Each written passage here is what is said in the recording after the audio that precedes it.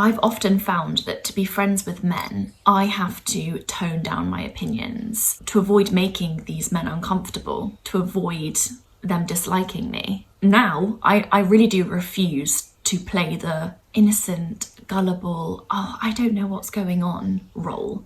If that means making friends with guys, I don't want to be friends with guys. If a man can't handle a woman who stands up for herself, who vocalizes her discomfort, he doesn't deserve to have women in his life. And you know what? I'm really tired of women being told to just shush, just leave it. No. Hello beautiful people, I'm Alessia. For those of you that are new to this channel, please do subscribe and join this community of intelligent thinkers, intelligent women, intelligent people. Today I really want to reinforce the fact that women don't owe men naivety. I'm going to share some of my own experiences of performing naivety when really I had a lot of opinions and thoughts and intelligence that I could have shared. I'm going to give you some motivating advice and really just speak from the heart, because this is something that has really affected me as a woman growing up in this patriarchal world. So some men seek the comfort of an unaware woman, a clueless woman, a helpless woman. And I actually think a lot of us women give men that illusion that we are clueless, that we need help, that we're not really that opinionated, we're just sweet and innocent and ladylike and small. We give them that illusion so to avoid coming across as intimidating, as angry, as empowered. We hold back, we pretend that we're not that funny, we're not that intelligent, we haven't got that much to say, to kind of soothe their egos, to make sure that they don't feel uncomfortable, so we can keep men around. This is what we've learned to do as women, to keep men in our lives, to make men happy. You lower your light so he can shine brightly and have the illusion that he shines the brightest. Just keep that really funny thing to yourself. You can't be funnier than him. Women aren't funny. What a load of rubbish. Anyway, I just want to shout loudly from the rooftops.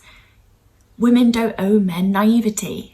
And when I say naivety, I mean women don't owe men the comfortable idea that they lack experience, they lack wisdom, they lack an opinion. That is comfortable for men because then they can speak at us and teach us things and be the one in the right and be the leader. That's the position a lot of men are comfortable being in because of how they're socialized. They're socialized to be the dominant ones. Thanks a lot to gender stereotypes that have been upheld for so many years and pushed upon us.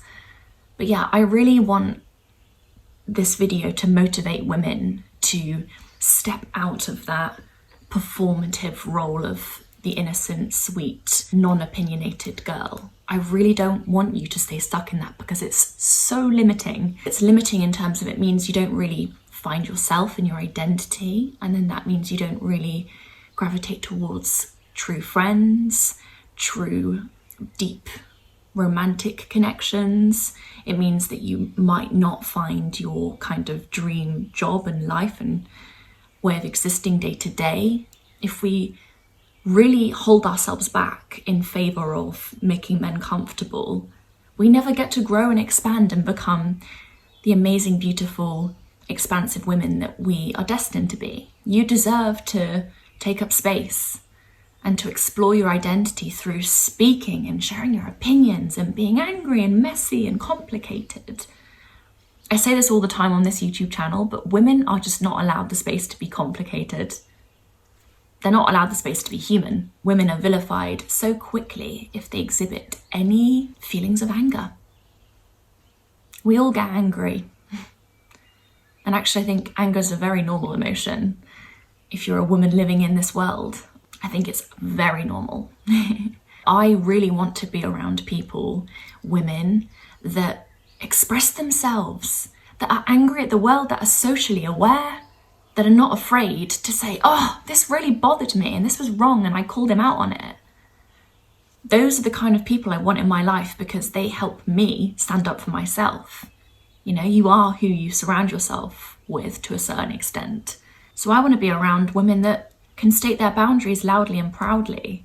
So this video is in paid partnership with BetterHelp. I've had the same BetterHelp therapist for over a year now, and it's been such an enlightening process. Connecting with my therapist and vocalizing my thoughts and feelings has just really helped me change how I see myself. It's helped me find a lot more love and respect for myself. It's helped me feel very validated. So if you want to connect with a BetterHelp therapist like I did, you simply need to fill out a quick questionnaire and then you'll get matched with a therapist.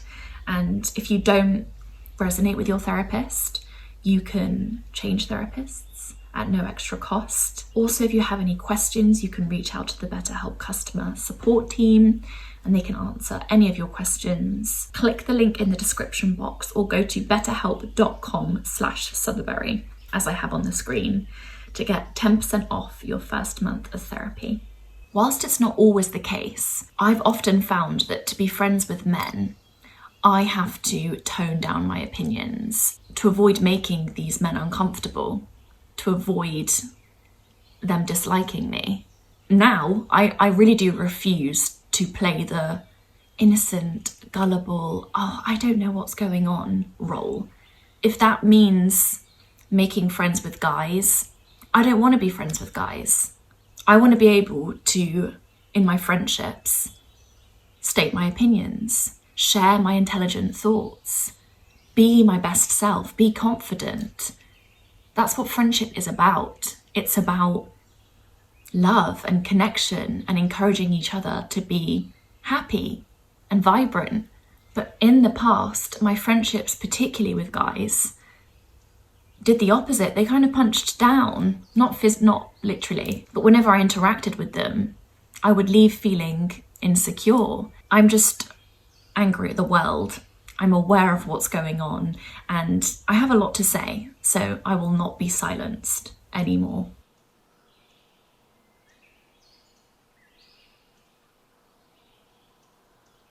Another thing that women don't owe men is naivety when it comes to being hit on. So many times I have found myself pretending I'm unaware of what a man's intentions are with me, when it's been so obvious, but I've had to kind of play dumb and go, oh yeah. I'm just annoyed that actually I think a lot of the time women are expected to play the humble card and play the unaware card. Oh, I don't know, maybe he likes me. I'll just kind of smile and let him talk at me and let him make me a bit uncomfortable and get a bit too close until I'm sure that he's interested in me. I don't care if me saying I'm not interested quickly before he's made his intentions clear comes across as conceited. So be it, I'll be the conceited woman. I would rather make my intentions clear so I can avoid the unwanted attention. I'm done playing the clueless girl. If a man's kind of cornering me in a room, talking at me, making comments about my physical appearance, I will speak up. Men are not as subtle as they think they are. I actually think women have a heightened sense of awareness. We are trained to kind of monitor other people's behaviours to keep us safe. A lot of the time as women, we pick up on things much quicker than we let on. We know the difference between a friendly guy and a guy who's being very flirtatious.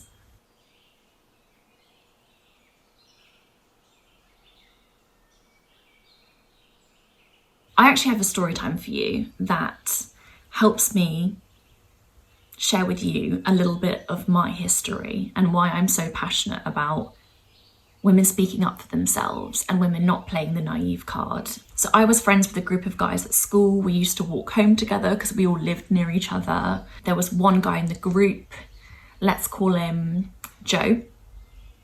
I never warmed to him. Most of the girls never warmed to him because he was always over familiar, and that's putting it lightly. He would always kind of stroke our shoulders for extended periods of time and make weird, creepy comments about our physical appearance. None of us really wanted to be left alone with him, but he was part of this guy group. So he inevitably got invited by the other guys and would have to interact with him. A few years passed and we're no longer in school, but I'm still hanging out with these guys, these group of guys, and there's a party, I'm there. Thank God the Joe guy's not there, but one of my kind of closest friends at the time was there. His name, I'm not going to reveal, I'm going to call him Ryan. He actually was someone who I spent so much time with. He spent time with my family. So yeah, I did feel like we were almost best friends. I say almost. There was always a weird dynamic in the friendship, which I'll touch on later. Ryan at this party took it upon himself to confront me about not accepting Joe, the creepy guy's Instagram follow request. So Joe had been resending, cancelling, resending Instagram requests over and over again, obviously so I would see it and give in and let him follow me. But I just kept not accepting it because I didn't want this person to have access to me online. He already had access to me in person, and I didn't want that because every time it led to something that made me genuinely want to curl up into a ball and scream. He made my skin crawl. But yeah, Ryan, one of my closest friends, was saying, you know, accept his friend request. Why aren't you doing that?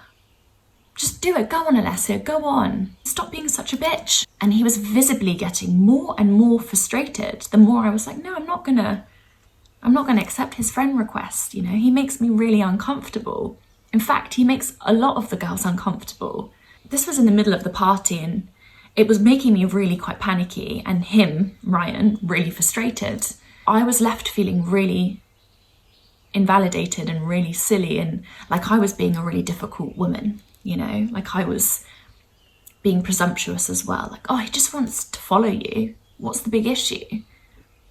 Stop being so up yourself. He's not, you know, trying to get in your pants.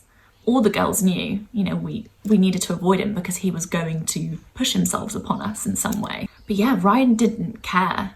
That whole moment really stuck with me for a long time after. I remember really reflecting on it and thinking, oh, maybe I should just accept his Instagram request. Maybe I'm making it into something it's not.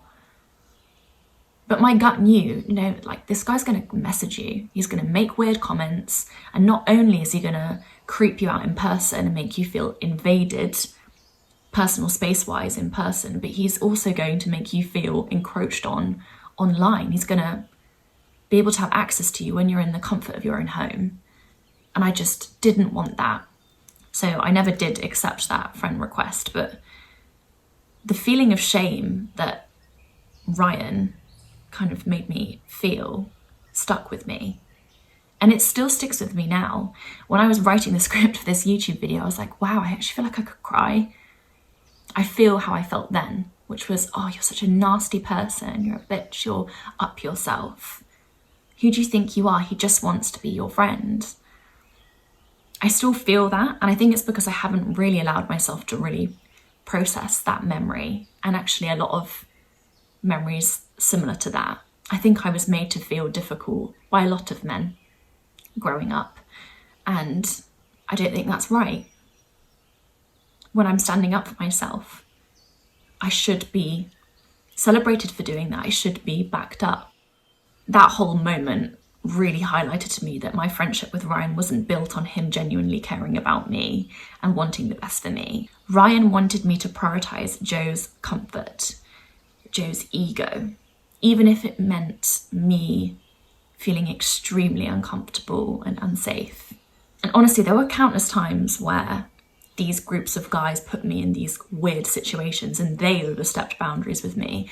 There were countless times when this Ryan guy overstepped boundaries, when he made me feel physically uncomfortable, when he would touch me inappropriately or would ask me really intimate questions about my sex life.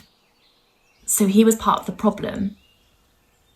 He did it more subtly though, and it was mixed in with this other side to him that was actually quite funny and kind and fun to be around. So I kind of turned a blind eye to that, but I think deep down, I expected Ryan to react the way he did when I was saying, Joe's making me uncomfortable. Looking back now, what Ryan was doing was not only protecting Joe, but himself, you know. If I'm going to be holding Joe accountable for his actions and saying, no, I'm not going to entertain this man, then I could well do the same to Ryan, and I should have done. And I think he knew that. Defending Joe was in a way him also defending himself. He too had made me physically uncomfortable, and I know that he knew that.